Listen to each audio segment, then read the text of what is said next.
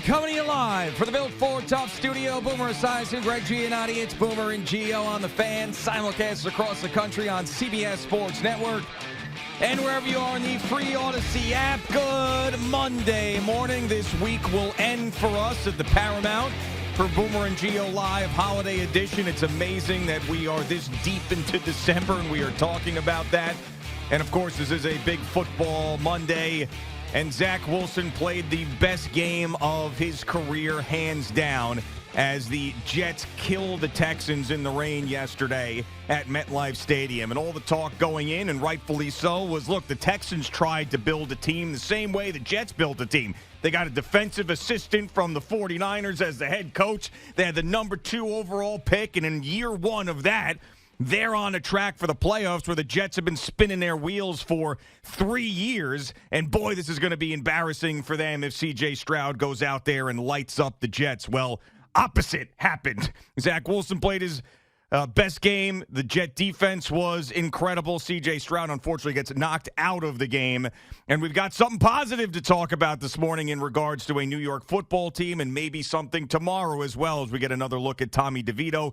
Crazy stuff happening throughout the NFL we will get to, but it's a Zach Wilson Jet morning, Boomer. Finally, good morning. How are you? Yeah, good morning, G. And I got to say, his second half was great. The first half, is pretty much everything that they had done prior, and then all of a sudden they turned it on in the second half. And a couple things just watching him from a technical standpoint, set your feet and throw the ball. Don't always throw the ball with your feet up off the ground and your body going one way and your arm going the other. He did make some really good throws moving out of the pocket. You saw the athleticism. You saw everything we saw at his pro day. And then you saw a very accurate player who took some, a little bit off the ball when he needed to, like on that little shallow cross to Randall Cobb for the touchdown. It was right out in front of him. It was a very catchable ball. And even Randall Cobb, who looks like he's running like a 4.9 now, he's caught lucky. the ball and scored a touchdown. So give Zach Wilson all the credit in the world for his performance yesterday. Here's the thing.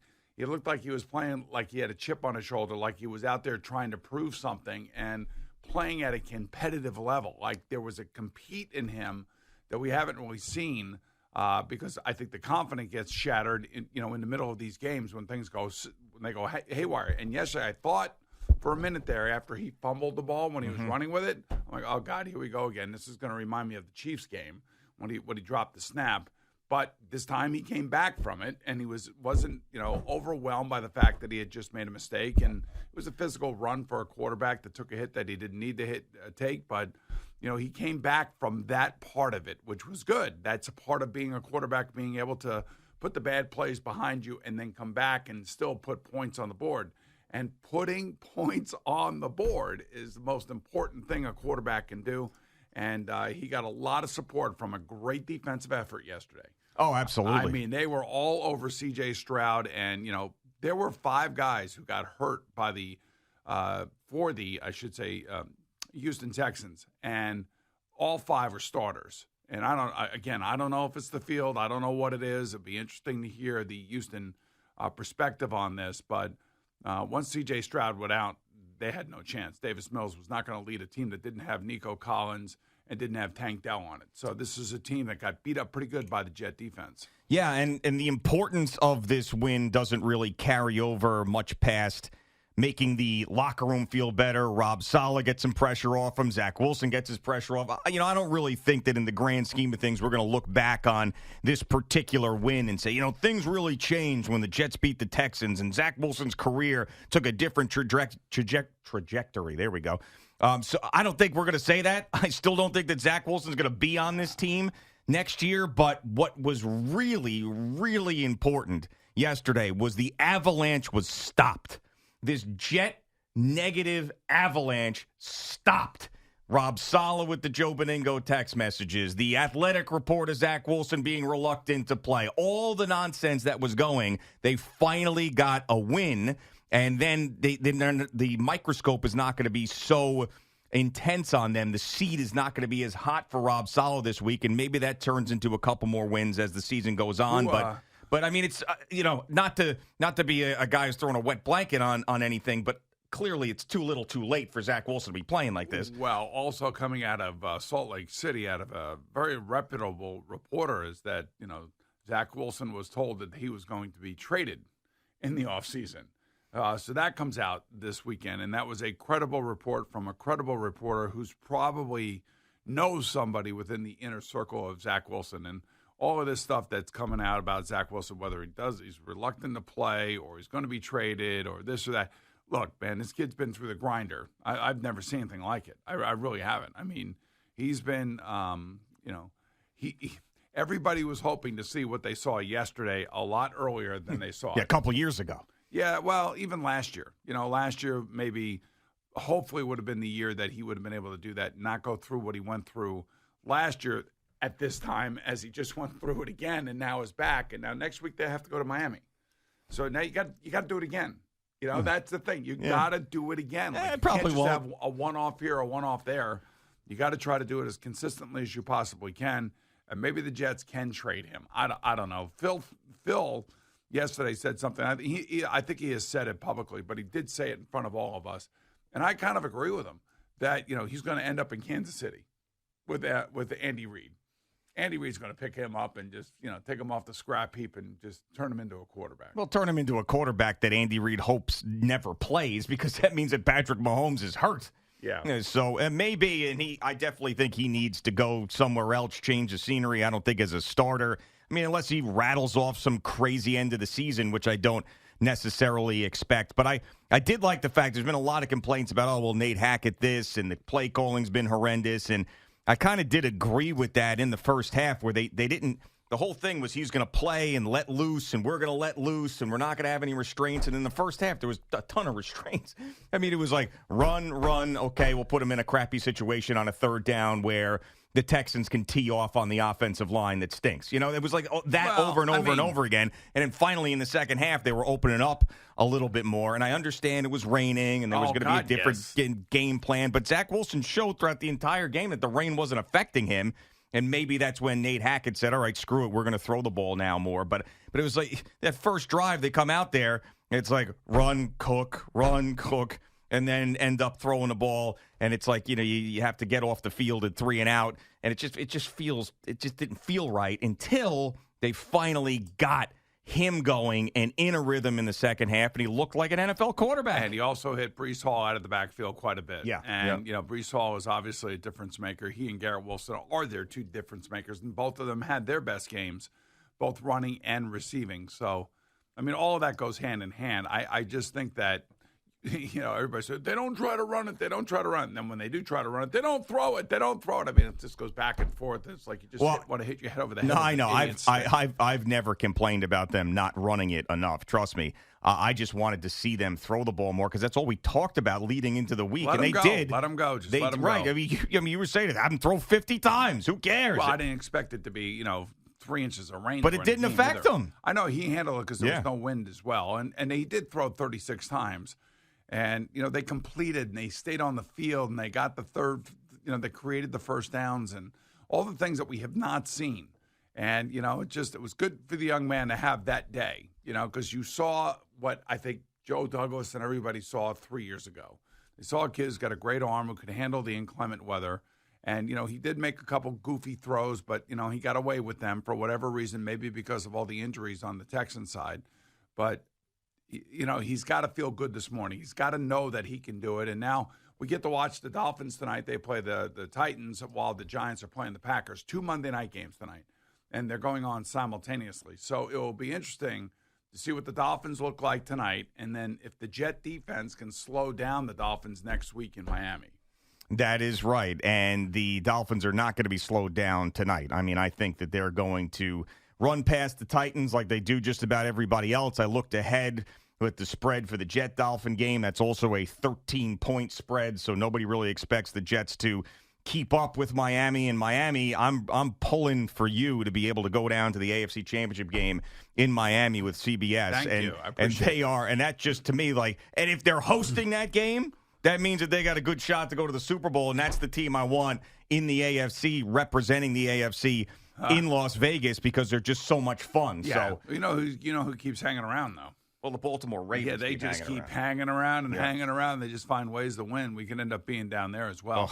The interesting thing about the schedule now is we have 4 games to go for most of the teams, is that you got Miami visiting Baltimore in a couple weeks. Yep. If the Eagles win out, if the Eagles win their next 4 games, they have to go to Seattle next week. Then they have the Giants twice and Arizona. That's got to be the easiest schedule left. It's got to be. Yep. So if they win out, they will win the NFC East, even though they lost last night. Even though they lost last night, and even though Dallas right now is the leader in the NFC East, if both teams win out, the Philadelphia Eagles, by virtue of losing to the Jets as opposed to losing to the Cardinals, like the Cowboys did early on in the season, that will determine that the Eagles will win the NFC East. Yeah, I saw that guy, that political guy who does all the election stuff that they put on. Bill Hemmer? No. The guy they put on NBC. Oh, on NBC, okay. That guy. And he was breaking down all the numbers and this and that, and how if the Eagles, this is before the game, that even if the Eagles lost, they still had something like a 40% chance to get the number 1 seed. Because of their schedule and everything. But as we wake up this morning, San Francisco is number 1 in the NFC. Mm-hmm. Dallas is number 2 in the NFC. Kornacki is the guy that I'm talking about. Yeah, Kornacki. Yes. Kornacki. He uses Nostradamus like I got here in front of me right now. Yeah. Kornacki. Right, so San Francisco, by the way, they smashed both the Cowboys and the Eagles. That's right. I mean, just absolutely wore them out, and Brock Purdy played another great game yesterday. And there's this whole thing, out there because there are some morons in television and radio that talk about how guys are system quarterbacks. I don't know if Al does that when he's here on. I don't think he ever does that. No, Al's not talking about system quarterbacks. System quarterbacks. You play for San Francisco. He's a system quarterback. Shut the F up. You have no idea what you're talking about. Guy's got to go out there. He throws the ball over 15 yards, probably more so than every other quarterback in the league.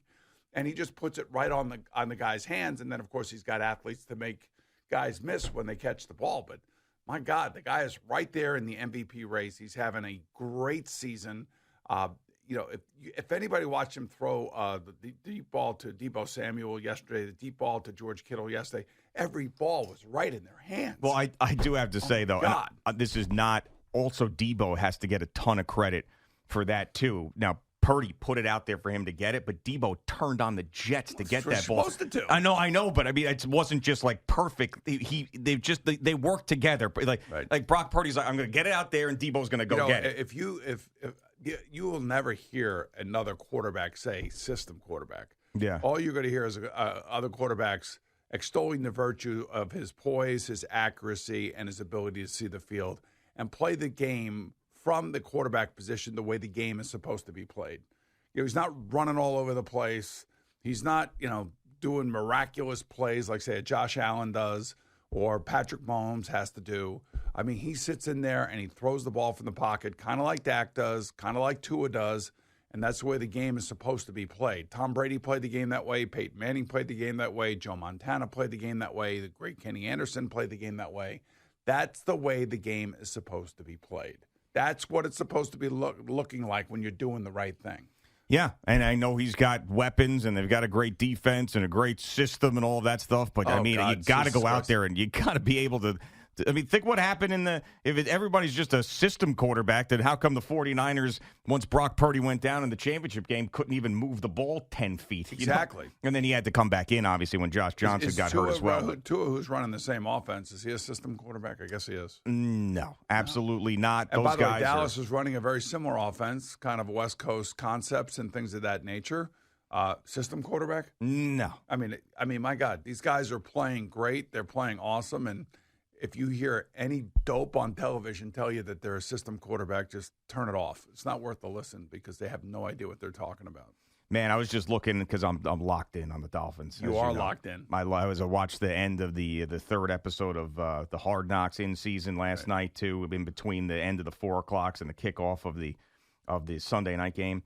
So they've got, of course, winnable games at home, hosting the Titans and the Jets. But their last 3 games, now 2 of them are home. But the Cowboys go to them. That's a big one. That's a little Super Bowl preview potentially. Yeah. Then they got that Ravens game, which could determine the number 1 seed. And then they got the Bills coming to them the last game of the season. That's going to be a little tricky for you to get down to Miami now that I'm looking at that. Yeah, I know. It could be Baltimore. Oh, for the love of God. Do I don't not mind. have the Baltimore Ravens in the Super Bowl. Listen, I'll be I don't want to see the Baltimore Don't you want Ravens. me to use public transportation as they get ready to tax us for driving into New York City to go to work? Yeah, I'm just talking. I don't want the Ravens to be in the Super Bowl because that's just boring. I know Lamar Jackson is a really exciting player, but the Baltimore Ravens in the Super Bowl, it's no juice. None whatsoever. Hey, you say whatever you want And to say. we work for CBS. We need juice. Baltimore's a no-juice team. Miami, juice. Kansas City, obviously, juice. Those are the juice teams. You don't want Baltimore, Jacksonville in there? No juice there either. How about the Cleveland Browns led by Joe Flacco? No. Who is now the quarterback for the rest of the year, according to Kevin Stefanski, his head coach. That's right. Great. He's playing great. I mean, if Buffalo went on a run, juice. Miami, Kansas City. I think Buffalo is on a run. I mean, well, they need to, but they're still in the hunt. They're not even there yet. But I feel like, Josh Allen the last 3 games has been the Josh Allen that we saw in week 2, 3, and 4. Yes, and CeeLo's going to have more on that game and some extra information. Apparently, there were deleted posts on X adding to the controversy of the Kadarius Toney lining up offsides in that key play that wiped away a touchdown. So CeeLo will have that, plenty more. Of course, your Jet sound from yesterday as we just get started on this Football Monday on the Fan and CBS Sports Network.